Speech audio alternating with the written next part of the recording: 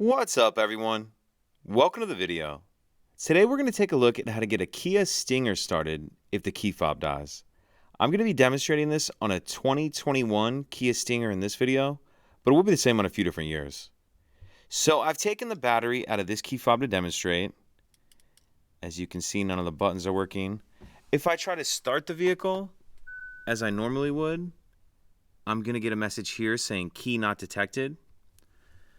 So what I'm going to do is start the vehicle as normal, but looking at the key fob in this orientation, I'm going to use the top of it, the part with the lock button, I'm going to use the top of it to press the stop-start button. So press the brake in as normal, come over here, and just use this to press the stop-start button.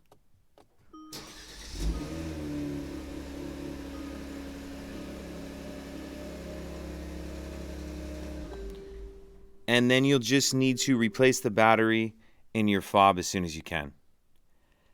If you have any questions, please let me know. If you could take a second to like and subscribe, it helps us out, and I'd appreciate it. Thank you.